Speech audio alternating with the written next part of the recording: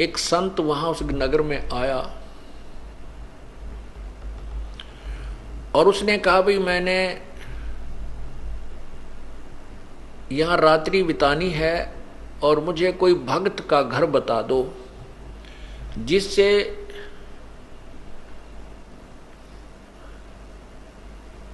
मेरा जो है भक्ति कर्म ना बिगड़े, मैं अपना साधना भी कर लूं उस भगत के घर बैठ के और मुझे 2 रोटी भी मिल जाए। तो उस संत को गांव के उस नगर के निकम्मे से व्यक्ति मिल गए। वो कहने लगे बाबा जी साधु संत तो नगर से बाहर रहा करते हैं और जिस प्रकार के आप भगत चाहते हो वो हम बताते हैं। वो सामने इधर चले जाओ, ये रास्ता जा रहा पगडंडी सी और वहां एक भक्त रहता है बाहर, सपरिवार वहां रह रहा है, आप वहां जाओ। अब महात्मा उस संत ने सोचा भी बिल्कुल सही बात है, जंगल से भगत तो बाहर है तो और अच्छी बात है। तो वो चला गया वहां, साधु वहां चला गया और वहां वो बहन जो अजामेल की पत्नी थी गणिका, वो घर पे थी। साधु ने आवाज लगाई, नमो नारायण किया तो वह लड़की बाहर आई कि आज कौन आ गया इधर। और पुण्यात्माओं ठीक है, वर्तमान में कोई भी प्राणी कितनी ही गलती कर सकता है, लेकिन उसके पूर्व जन्म की कोई पुण्य कमाई होती है, वो साधु संत या सत्संग के विचार सुनने से वो अवश्य अंगड़ाई लेती है, वो एकदम उभर कर आती है। ये कौन थे अजामेल और जो गणका वो वैसा, वो कौन थे? ये पूर्व जन्म में दोनों साधक थे।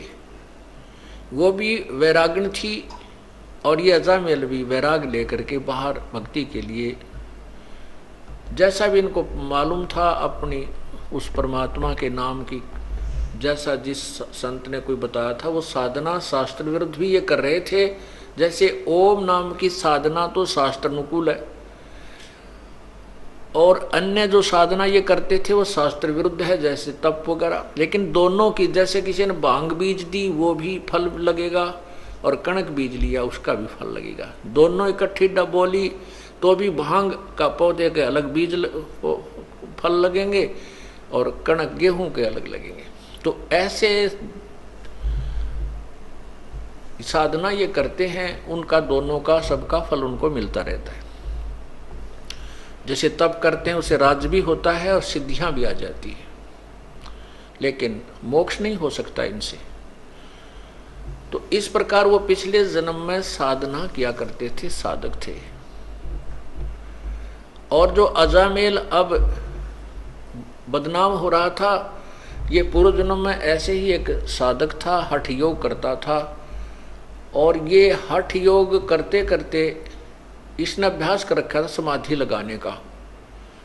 समाधि क्या होती है आपको पहले भी कई बार बताया है कि इस शरीर के अंदर, हमारा शरीर जो है ये एक टेलीविजन समझो, और इसमें चैनल बने हुए हैं, जैसे मूल कमल, स्वाद चक्र, नाभि कमल, हृदय कमल, कंठ कमल, त्रिकुटी कमल, सहस्रार कमल।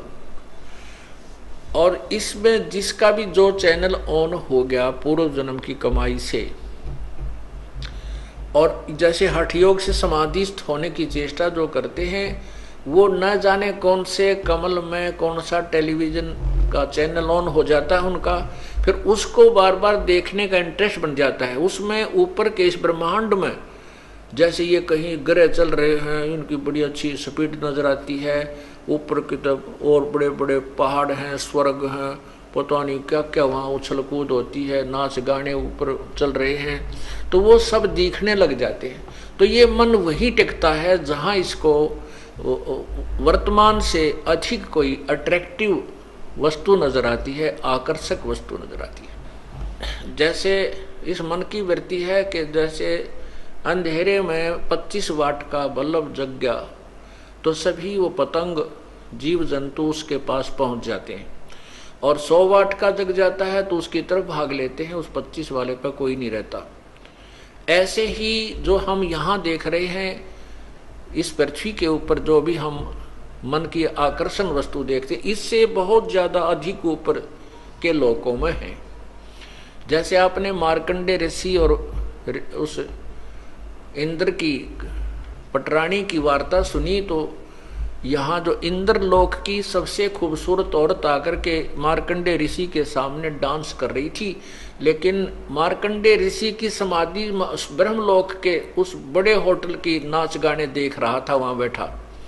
वो कहता है कि जहां मेरी समाधि गई हुई है वहां तेरे जैसी तो उन औरतों की, वहां ऊपर नाचने गाने वालों की दासियां हैं, तो तुझे मैं क्या चाहूं। तो ऐसे ही ये मन वही टिकता है इन समाधि लगाने वालों की, ये ऊपर के और ज्यादा अधिक बकवादें देखता है, और उधर इसका बैठे रहने से परमात्मा के आड़ में वो बैठते हैं, उससे सिद्धियां आ जाती हैं, तप बन जाता है, उसका भी फल मिलता है। तो ये अजामेल जो है ये पूर्व जन्म में ऐसे ही समाधि लगाने का अभ्यास था। कभी तो हठ योग करके समाधि लगने का इसने अभ्यास किया, जिससे वो परिपक्व अभ्यास हो गया, और एक दिन सोते सोते इसका वो अब समाधि लग गई। समाधि लग जाती है तो मन बहुत दूर पहुंच जाता है, वहां की बकवादें देखता रहता है और शरीर को कोई आभास नहीं होता। उस समय बहुत ज्यादा सर्दी थी, सर्दी का मौसम था, और ये अजामेल समाधि हुआ अचेत पड़ा था। और उधर से जो गणका वैसा बनी हुई है वो लड़की भी वैरागण थी, साध्वी थी। उसमें कहते अभी आपने सुना था कि दर्द बंद दरवेश है बेदर्द कसाई, जिसके हृदय में दया नहीं वो तो कसाई है, जिसके हृदय में दर्द है दुख है, दूसरे को दुख को अपना दुख समझता है, वो दरवेश है, वो संत है, साधु है, भक्त है। तो उस लड़की के मन में, उस साध्वी के मन में ये विचार आया, दूसरे लोग कहने लगे कि इसने 1 हफ्ता हो गया, 3 दिन हो गए हैं, ये उठा नहीं है, इसकी समाधि लगी है। तो उस बहन के मन में ऐसा आया कि कहीं इसका साधु का शरीर नष्ट ना हो जाए, सर्दी ज्यादा है, कहीं इसके प्राण ना चले जाएं। और कोई कपड़ा था नहीं, इस भक्त ने, उस साधक ने अजामेल जो पूर्व जन्म में केवल एक कोपीन, एक लंगोट पर्दे पर बांध रखा था, बाकी नी वस्त्र था, कोई कपड़ा नहीं रखता था। उधर से वो साध्वी थी, उसके पास भी एक्स्ट्रा कोई कपड़ा नहीं था। तो उसने सोचा इस साधु का जीवन बचाना अति आवश्यक है, तो उस लड़की ने उस साधु के ऊपर लेट गई। वह उसके जीवन रक्षा करने के लिए, अपने शरीर का ताप देने के लिए वो बहन उस भगत के, समाधि लगाए हुए भगत के यानी उस अजामेल के शरीर के ऊपर लेट गई। अब लेट गई तो वो गर्म, शरीर गर्म हुआ। कुछ देर के बाद उसके वो जो ऊपर ड्रामा ड्रूमा देख रहा था वो खत्म हुआ। जब वो वापस आया से एकदम शरीर से बाहर, तो ये तपस्वी जो होते हैं ये ततैये बन जाते हैं, भेड़। ये नहीं देखते तुम किसको डस रहे हो, जरा सा हाथ लगते जैसे भेड़ डंक लगा देती है, सर्प डंक लगा देता है, ऐसे बन जाते हैं, ये सिद्ध बन जाते हैं इन साधनाओं से। जो ही उस संत, उस भक्त की आंखें खुली, समाधि टूटी, अपने ऊपर एक स्त्री को लेटे हुआ देखा, तो उस जन्म में तो ये ऐसा साधक था कि स्त्री को टच भी नहीं करना से अपना धर्म भंग समझता था। तो उसने उस औरत को ये सोचा कि ये मेरा धर्म भंग करने की चेष्टा कर रही है, उसको श्राप दे दिया कि तू वैसा बनेगी अगले जन्म में। तो उधर से वो भी उससे कैसी थी, दया तो थी उसमें, ये तो साधु में होता है, तभी तो भगवान की साधना की तरफ चलता है, दयालु जिसमें दया होती है। लेकिन जिसको साधना ठीक नहीं मिलती वो दयालु होकर भी दुष्ट कर्मों से नहीं चूकते। उधर से उस लड़की ने उसको श्राप दे दिया कि तू भड़ुआ बनेगा, अगले जन्म में तू भड़ुआ होगा,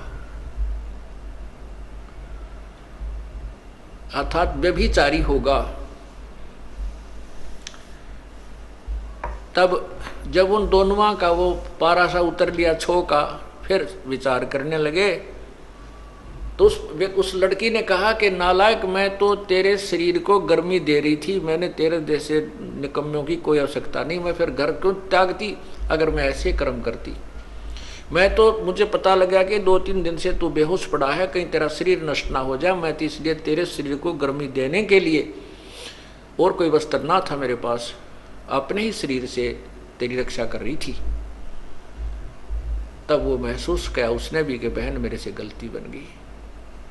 अब वही तो बात है ना, कहते हैं तीर कमान से और वचन जुबान से निकलने के बाद वो वापस नहीं आता। तो सोच समझ कर हमने हर क्रिया बोल चाल करनी चाहिए। तो उसी के परिणाम स्वरूप वो तो वैश्या बन गई, वो बदचलन बन गया, दोनों का फिर संयोग हो गया। अब वो पति पत्नी रूप में, फिर उसके बाद उनका काफी प्रेम बन गया। जैसे जब उन्होंने पता लगाया था कि उस भक्त ने भी पता लगा कि तू कुर्बान थी, तेरा शरीर की रक्षा की, तो उनका आपस में बहुत ज्यादा लगाव बन गया, आपस में प्रेम बन गया, एक दूसरे ममता बन गई। बिल्कुल वो उस जीवन में ब्रह्मचारी रहे और बिल्कुल ठीक रहे। लेकिन वो ममता जो आपस में, युकाल का तो जाल बड़ा भयंकर है, वो आपस में मोह फंसा रहा। उस मोह ने ये फिर कट्ठे लपेट दिए, अगले जन्म में ये पति पत्नी बना दिए, और साथ में वो वैश्या बन गई और अजामेल बन गया ये बदचलन बड़ुआ। अब वो साधु वहां संत पहुंचा उसके द्वार पे, तो वो लड़की जो गणका बनी हुई थी वो एकदम बाहर आई कि हमारे द्वार पर नमो नारायण करने वाला कौन आ गया। तो गाली देने वाले तो बेसिक आ जाते थे, और आज ये परमात्मा का नाम उच्चार करने वाला कौन आ गया। एकदम वो बाहर आई और कहते हैं पिछले जन्म की जो साधना की हुई होती है, वो भक्त आत्मा मनुष्य जीवन से जब आते हैं तो शीघ्र भक्ति पर लग जाते हैं। चाहे वह कितने ही दुराचार करता है, चाहे कितने ही वो विकार करता है, शराब पीवे, मांस खावे, चाहे तम्बाकू सुल्फा पीता है, वो पिछले जन्म का जो मनुष्य शरीरधारी प्राणी होता है और पिछले जन्म में कुछ भक्ति की हुई होती है और वर्तमान में कुसंगत में फंस जाता है, वो तुरंत त्याग देता है उन बुराइयों को और परमात्मा की भक्ति में उसी प्रकार सपीडता लग जाता है। अब उस भक्तनी ने बाहर आते ही ऋषि के चरण दिए और कहा, जो हमारा कौन सा पुण्य उदय हुआ, हमारे द्वार पर साधु संत आए हैं, आओ जी बैठो जी। अब साधु ने संत ने सोचा भी कति ठीक ठिकाना आ गया तो बहुत भगवान आत्मा मिल गई और बहुत ही अच्छे भक्त मिल गए।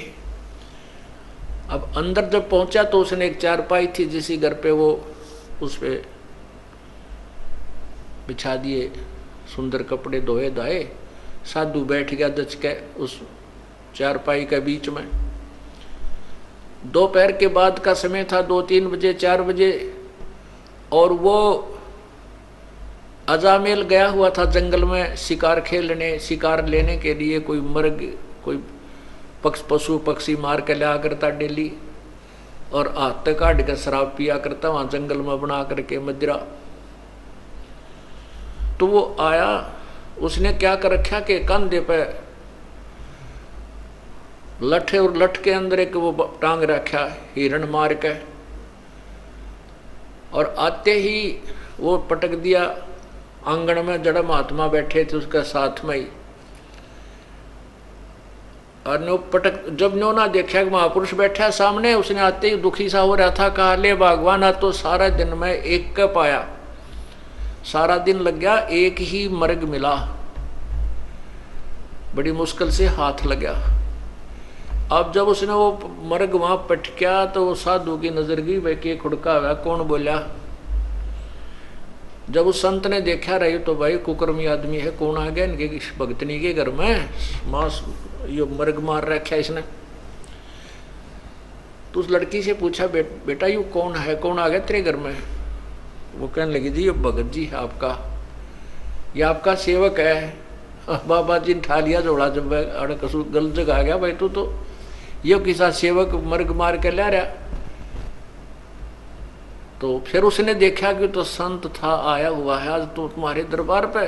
अब उसके अंदर भी जो पूर्व जन्म की भक्ति थी वह जागृत होगी। परमात्मा कहते हैं कबीरा दर्शन संत के परमेश्वर आवे याद, और लेखे में वाह है घड़ी बाकी का समय बाद। तो उसी समय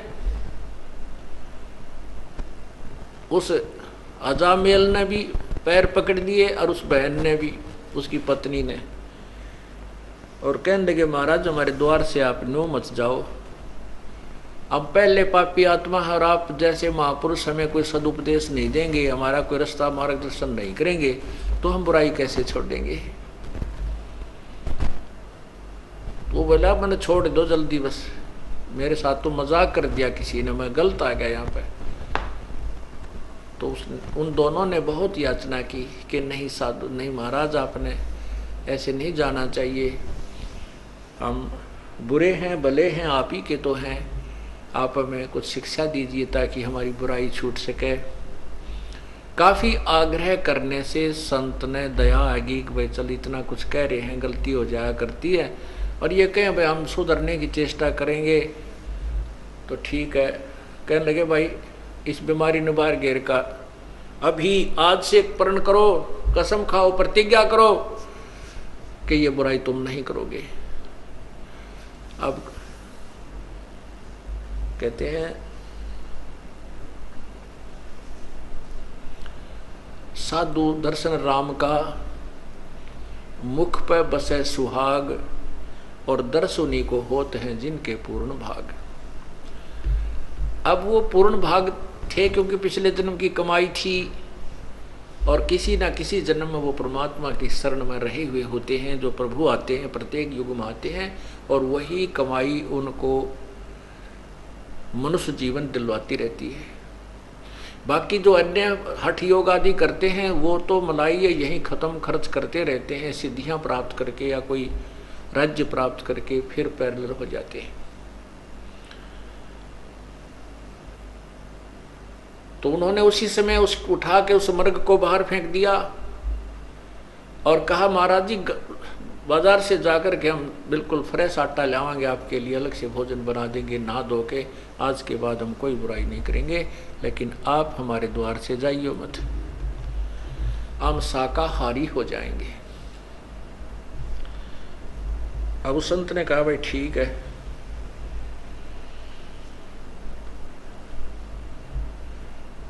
तो क्या हुआ, गर्मियों के दिन थे, गर्मी का मौसम था। अब वो भोजन ला करके बाहर से उन्होंने नहा धो कर स्वच्छ होकर के सारा घर दोबारा लीप ल्याप के पवित्र कर दिया। कहने का भाव कि उस संत का पेटा भर दिया, तक भाई ई भी ये बिल्कुल ठीक हो गए। तो उसके मन में आया कि परमात्मा ने शायद तुम्हारे लिए ही मुझे यहाँ भेजा है। जैसा भी संत के विचार होते हैं वो अच्छे ही हुआ करते हैं, चाहे वो किसी भी भगवान की साधना कर रहा है। उसके जैसे खेल के खिलाड़ी होते हैं, उनके कोई किसी भी खेल में खेल रहे हैं, उनके नियम और वो सब उससे परिचित होते हैं।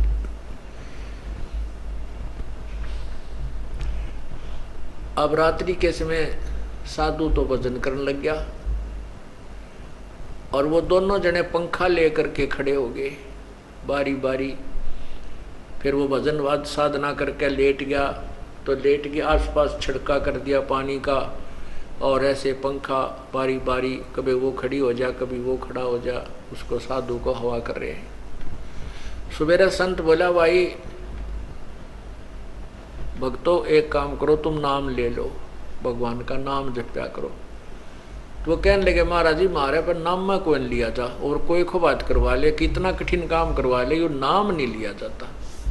तुलसी पिछले पाप से हरि चर्चा ना भावे, जैसे जबर के भेगते भाई भूख विदा हो जावे। न बोले जी नाम नूम ताम लेते नहीं, बाकी आपके चेले पक्के हो गए, आप बुराई नहीं करेंगे, आपने कसम खा ली। तो संत ने सोचा अपने आत्माओं जैसे ये जो कथाएं हम सुना करते ना कि भाई एक अजाम उसने संत ने लड़के का नाम नारायण रखने को कह दिया, और उस नारायण नारायण करने से वो पार हो गया। ऐसा नहीं, ये यथार्थ कथा आपको सुना रहा हूं उसी नारायण नाम के ऊपर।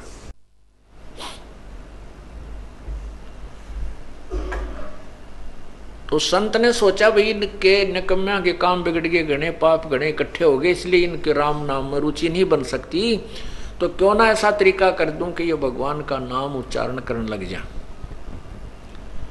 न्यू बोला भाई तुम्हारा लड़का होगा 10वें महीने, लेकिन उस लड़के का नाम जो मैं बताऊं वही रखना, उसका नाम तुम नारायण रख लेना। दोनों ने करबद्ध होकर कहा कि प्रभु जैसे आपकी आज्ञा, आपकी दी संतान जो होगी पुत्र होगा तो उसका नाम हम नारायण रख देंगे। ऐसा ही हुआ, लड़का हुआ, लड़के का नाम नारायण रख दिया। अब छोटा बालक बुढ़ापे में बहुत प्यारा लगता है, छोटा बच्चा वैसे भी ज्यादा प्रिय होता है, लड़का हो चाहे लड़की। तो वो लड़का जब उसके इतना मोह हो गया उस नारायण नारायण करता,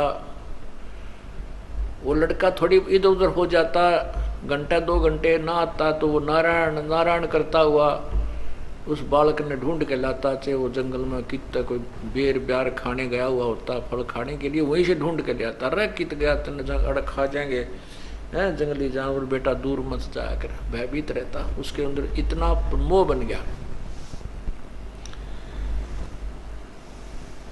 एक दिन उसकी अचानक मृत्यु होगी, क्योंकि उसका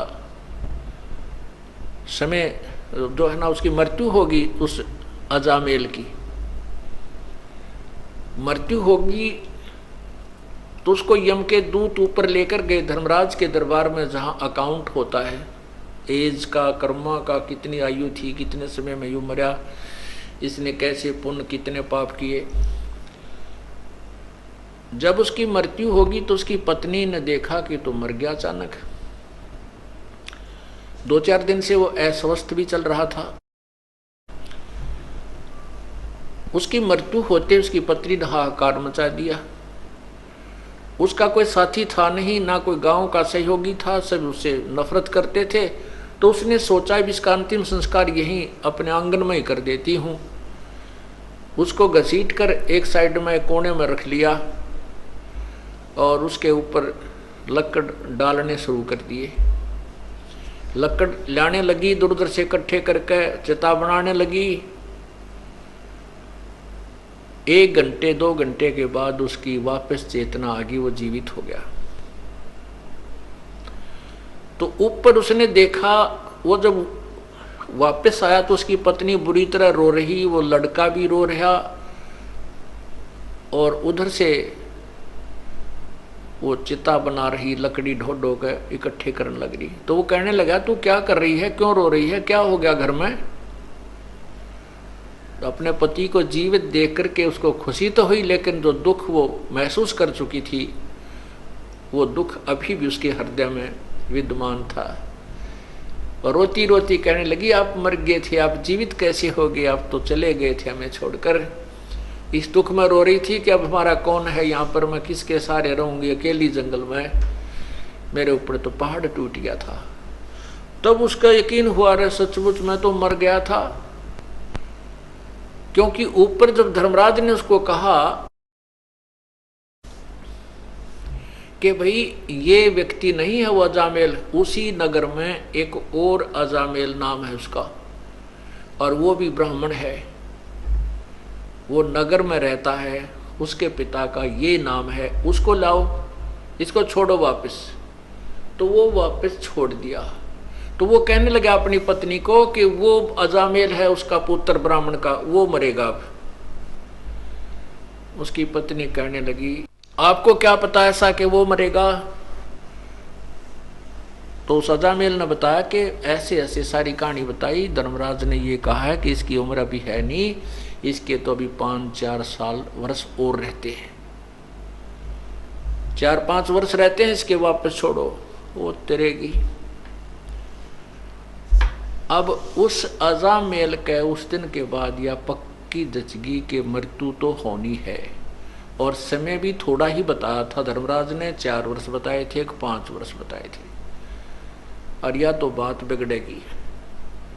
पुण्यात्माओं, ये परमात्मा की रजा होती है। उधर से क्या होता है कि वो अजामेल दूसरा उस नगर का मर गया, और जहां उसका बाहर कुटिया डाल रखी थी अजामेल ने, उससे थोड़ी सी दूरी पर, आधा किलोमीटर की दूरी पर वो शमशान घाट था।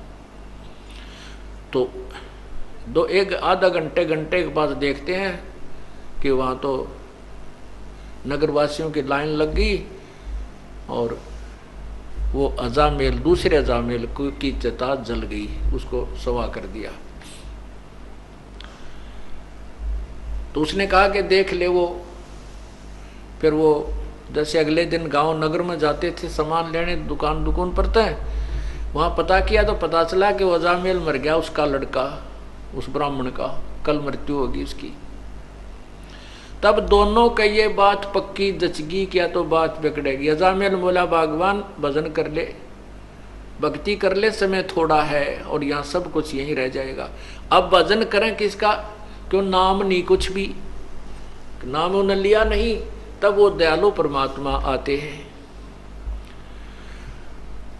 और उनको, उस पुण्यात्माओं को सच्ची भक्ति देते हैं,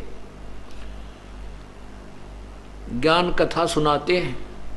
लेकिन हमारे अंदर एक सबसे भयंकर बीमारी ये रही है कि हम राम और कृष्ण, ब्रह्मा विष्णु महेश या ब्रह्म से ऊपर यदि कोई कथा कहानी सुनाता है तो नहीं सुनते थे, और उसको एक बुद्धू समझ करके उसकी प्रत्येक बात पर अविश्वास कर देते थे।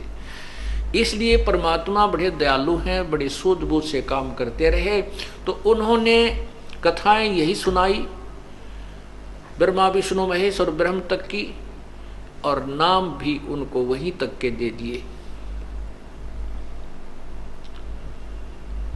ओम नाम का जाप कराया।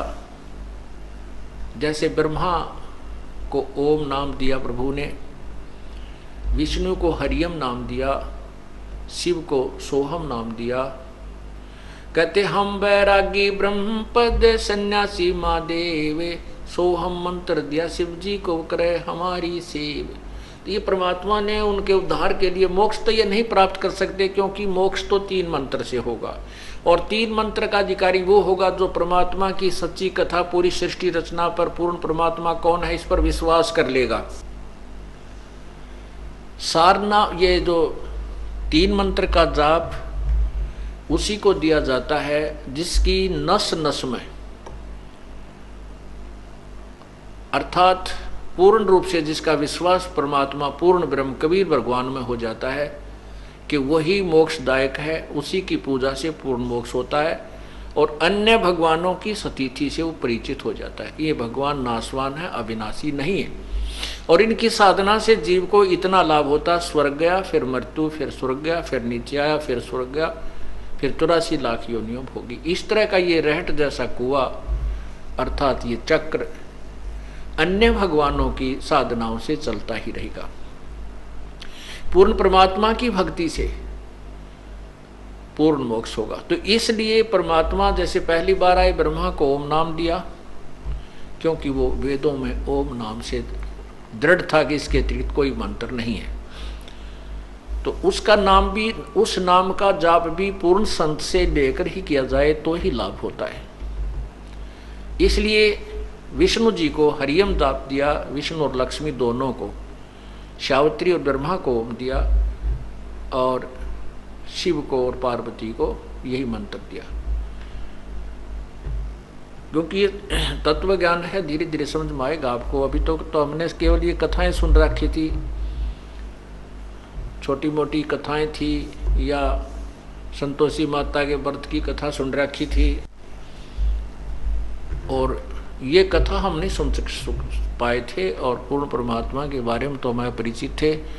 तो तत्व ज्ञान का धीरे धीरे समझ में आएगा कि ये मंत्र कहाँ काम करते हैं, कैसे करते हैं, कैसे राहत देते हैं। तो इस प्रकार फिर वो अजामेल पूर्ण परमात्मा आए, और उनको आकर के फिर मंत्र दिया अजामेल और उस लड़की को। उन्होंने फिर उस भय से, उस डर से साधना की कि झूठा संसार है, ये जब यहीं छोड़ जाएंगे और समय बहुत कम रह गया है, और भक्ति नहीं की तो वहां यम के दूत ऐसे पीट रहे थे, ऐसे डाल रहे थे नरक में, कोई नहीं सुन रहा था, उठा उठा कर फेंक रहे थे, हाहाकार मचा था। तो कई ऐसे जो व्यक्ति हैं नास्तिक टाइप के या ज्यादा चतुर मानते अपने आप को, वो कहते हैं कि ये कथाएं जस्ती नहीं कि भगवान के घर में भी धोखा लग जाता है क्या, कि मरना किसी को होता है, मार कोई दिया जाता है। भगवान के घर में कोई धोखा नहीं लगता। ये तो उन व्यक्तियों के ऊपर रहम होता है, उनके लिए गोल्डन चांस देता है परमात्मा, जो पुण्य आत्मा गणी होती है, उन्हीं को ऊपर दिखा करके वापस छोड़ दिया जाता है,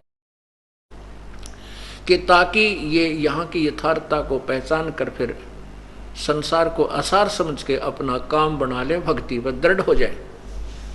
उन पर विशेष कृपा होती है। तो जैसे अजामेल और गणका पर विशेष, उस अजामेल पर विशेष कृपा हुई कि उसको वो सारा ऊपर का दिखा करके झंझट और वापस छोड़ दिया, फिर उसको भय बन गया, उसको चिंता बन गई, तब उसका अजामेल और गणका वो दोनों विमान में बैठ करके स्वर्ग गए। इसमें क्या बताया है, सुनो महात्म नाम का मुजरे चलवाई, अजामेल गणका तेरे और सदन कसाई।